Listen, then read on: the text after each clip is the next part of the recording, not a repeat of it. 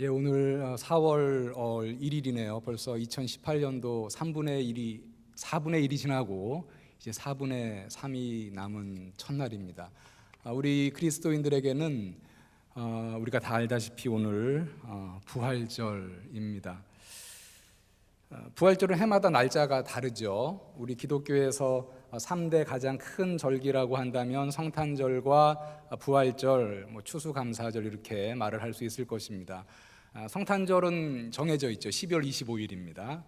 그리고 추수감사절은 우리가 일반적으로 11월 셋째 주에 지키는데 부활절은 해마다 날짜가 다릅니다. 그래서 어떻게 부활절을 정할까? 부활절의 날짜를 정하는 전통은 이렇습니다. 부활절은 음력으로요. 춘분, 여러분 춘분이라고 그러면 이제 겨울이 지나고 봄이 올 때 낮과 밤의 길이가 똑같아지는 그 날이죠. 춘분이 지나고 나서 첫 번째 만월, 보름달이죠. 그 보름달이 지나고 나서 첫 번째 주일을 부활절로 우리가 지키고 있습니다. 로마 때부터 이런 전통이 있었는데 지금도 우리가 춘분 이후에 만월이 지나고 첫 번째 주일을 이제 부활절로 지키고 있습니다. 올해는 4월 1일인데요. 우리가 부활절, 여러분들 계란 오늘 먹으셨는지 모르겠습니다. 저는 계란을 하나 먹었고요. 그리고 제 책상에 계란이 한 5개 정도가 지금 있습니다. 그래서 가족에게 갖다 주려고, 아마 가족들도 뭐 다 먹었겠지만은 계란을 부활절에 먹는데 우리가 오늘 부활절이니까 계란을 왜 먹는지 좀 잠깐 먼저 좀 생각을 하도록 하겠습니다. 예전에는 그 부활절 전날, 제가 청년이었을 때, 제가 여러분들과 같은 청년이었을 때, 저도 뭐 주일학교 교사도 하고 성가대도 하고 뭐 많이 이제 봉사를 했는데, 부활절 전날에 이렇게 여전도에서 이렇게 계란을 많이 삶아 주시면 청년들이 와서 계란을 이렇게 포장합니다. 그리고 계란에다 물감으로 그림을 그렸어요.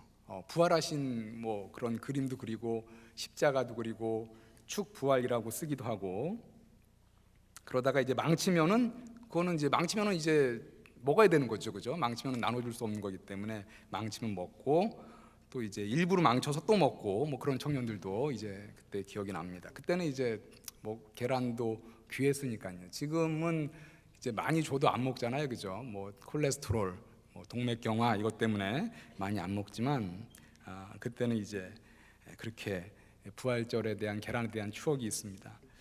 오늘 여러분들 부활절이니까 꼭 계란 하나씩 드시길 바라고요.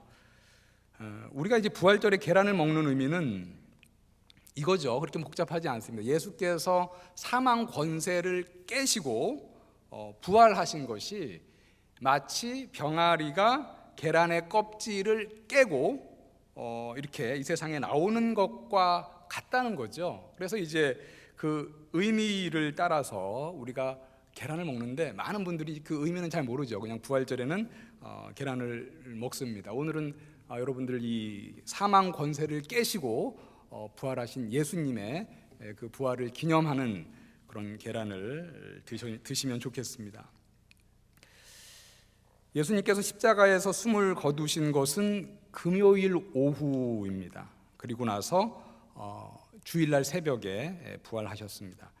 시간상으로 하면은 금요일 오후에 숨을 거두셨으니까 토요일을 지나서 주일 새벽이죠. 그러니까 하루 반 정도 만에 이제 부활하신 겁니다. 그런데 보통 우리가 사흘 만에 부활하사 이렇게 말을 하죠. 그것은 이제 하루 24시간이 3번 지난 72시간 만에 부활하셨다는 말이 아니라 금요일을 이제 첫째 날, 그 다음 토요일을 둘째 날, 그리고 이제 주일이 셋째 날이기 때문에 바로 그 셋째 날에 부활하셨다라는 그런 의미입니다.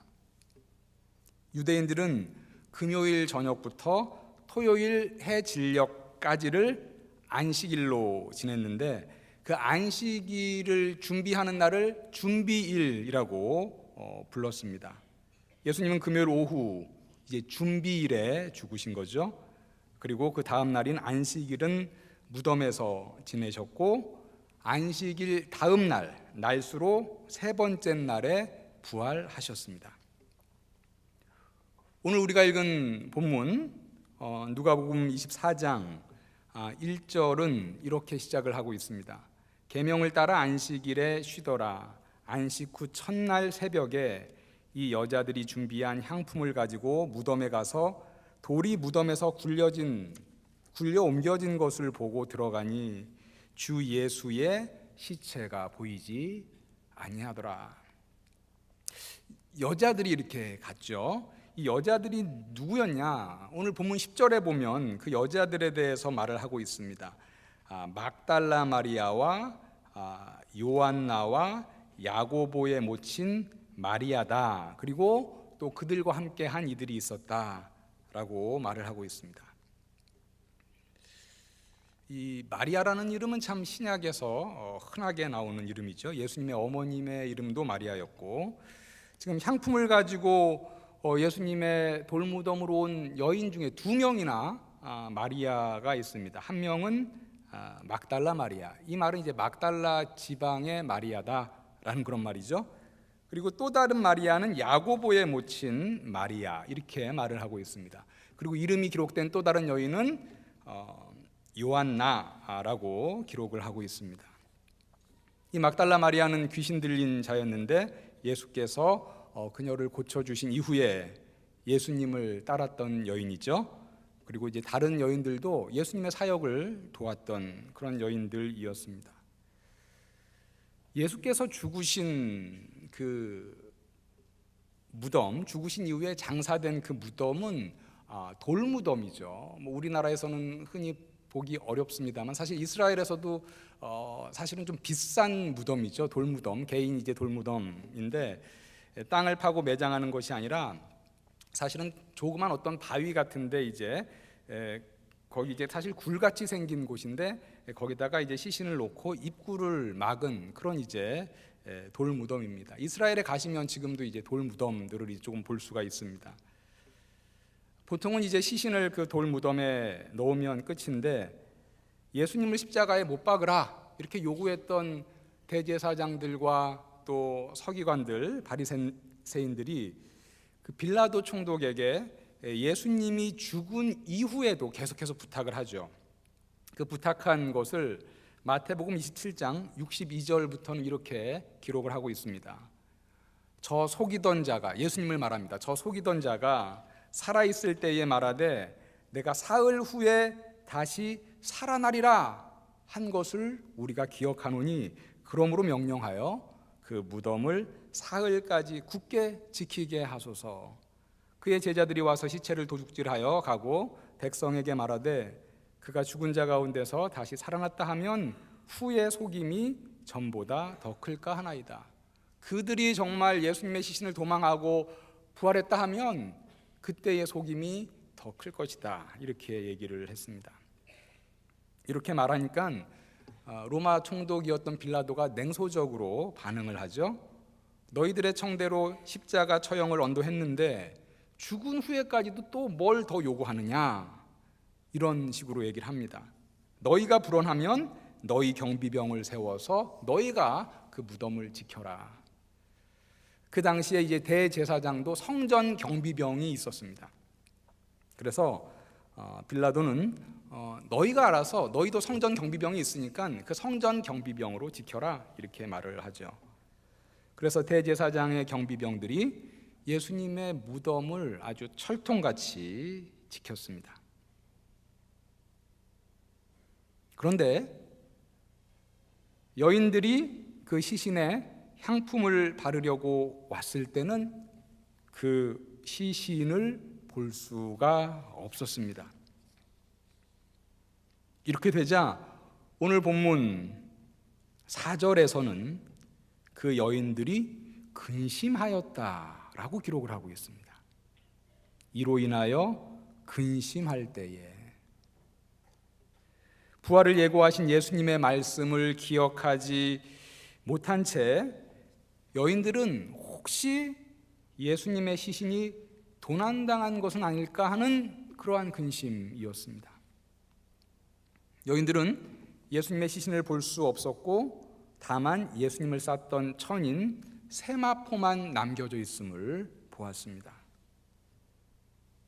평소와는 달리 죽은 시신의 무덤을 굳게 봉인하여 닫고 경비병까지 세웠기 때문에 시신이 도난당하는 것은 상상하기 어려운 일이었습니다. 더욱이 예수님의 제자들은 어떤 사람들이었습니까? 예수님 십자가를 지실 때 이미 뿔뿔이 다 흩어졌던 그런 겁이 많았던 그런 자들이었습니다. 그들의 행태를 봤을 때 그들이 시신을 도난했을 것이다 라고는 사실 생각하기 매우 어렵습니다.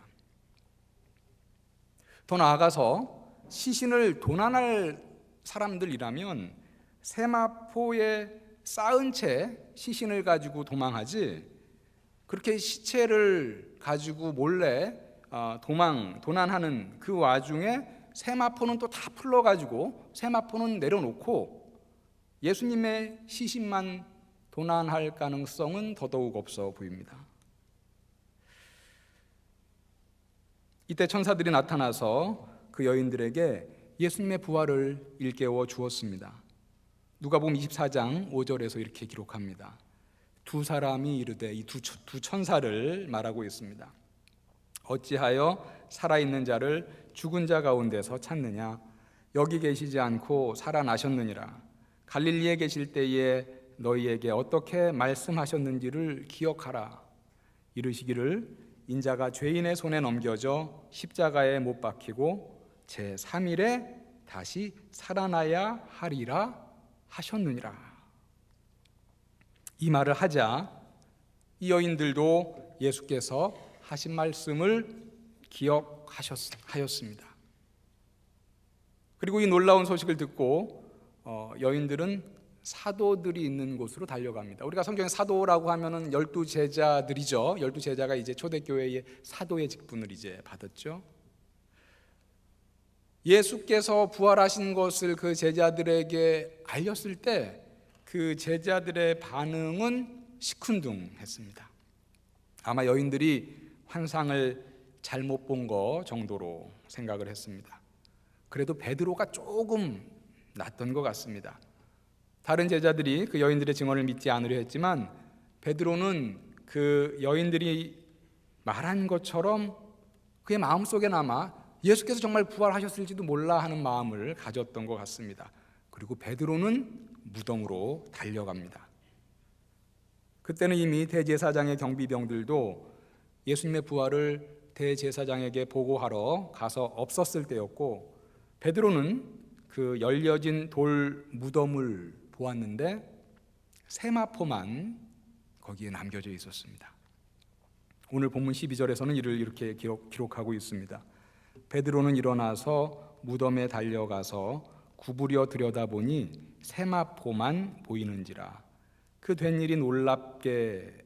일을 놀랍게 여기며 집으로 돌아가니라. 세마포를 보면서 베드로가 무슨 생각을 했을까요? 아마 세마포만 남겨진 것을 봤을 때 베드로는 주먹을 불끈 쥐고 속으로 자신에게 말하지 않았을까 생각합니다. 그래, 맞아. 그분이 정말 그리스도였어. 이렇게 말하지 않았을까 생각합니다. 세마포만 남겨진 빈 무덤은 베드로에게 있어서 삶의 새로운 전환점을 제공해 주었습니다. 그렇게 기대했던 자신의 스승이 죽음으로 낙심할 대로 낙심했던 베드로에게 그리스도의 부활은 소망을 가져다 주고 또한 동시에 사명의식을 가져다 주었을 것입니다. 자, 여기까지가 오늘 누가가 기록한 예수 그리스도의 부활에 관한 기록입니다. 제가 말씀을 준비하면서 떠오른 그런 말씀은요, 예수님의 한탄이었습니다. 믿음이 없는 세대여라는 예수님의 탄식이 떠올랐습니다. 예수님의 사역을 정말 신실하게 도왔던 그런 여인들도, 그리고 예수님을 지근해서 보자 했던 그러한 제자들도 처음에는 예수님의 부활을 예견하지 못하고 있었습니다. 더 직설적으로 말하면 예수님의 부활을 믿지 못했습니다. 예수께서 지상 사역을 하시는 동안 자신이 고난을 받아야 하고 그 고난 후에 3일 만에 부활할 것을 분명히 예언하였음에도 불구하고, 그래서 대제사장들과 바리새인들까지 그 예언을 알고 있었음에도 불구하고 예수님의 제자들은 부활까지는 믿지 못했던 것 같습니다. 그들은 부활을 믿지 못한 채 예수님이 죽으심으로 모든 것이 끝난 줄 알고 낙심해 있었습니다. 그리고 정말로 예수님이 부활하셨을 때는 그들의 반응이 어땠습니까? 그래, 우리가 믿고 기다렸던 것이 이루어졌다라는 그런 반응이 아니었습니다. 정말로 부활하신 거야? 라는 그런 반응이었습니다.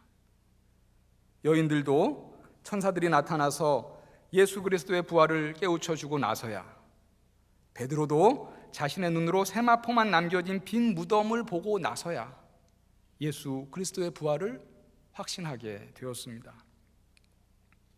어쩌면 이들의 모습이 우리의 모습은 아닐까, 내 자신의 지금의 모습은 아닐까라는 생각을 해보았습니다.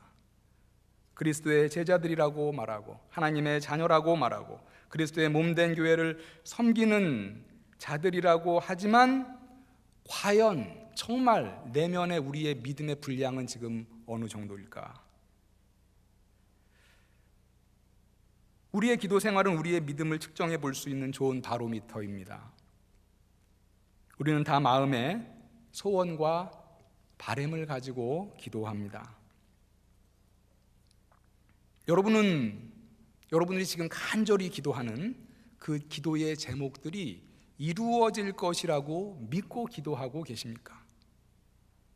아니면 기도는 하지만 마음속 깊은 곳에서는 내가 기도하는 대로 이루어지면 좋지만 정말 이루어질까?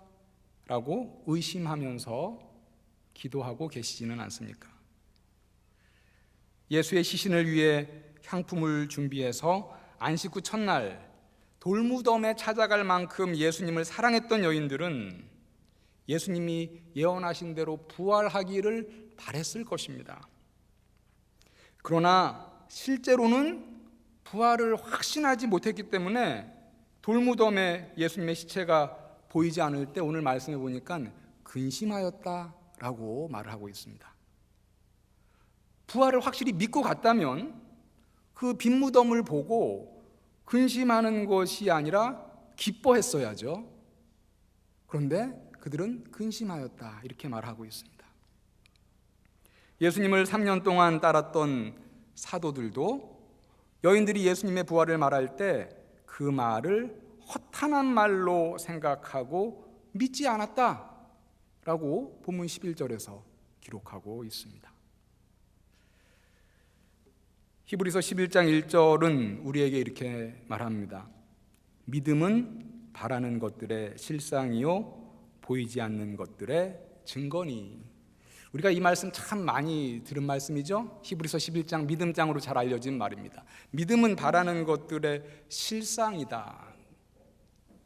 이걸 제가 조금 더 풀이해서 말씀드리면 이런 것이죠.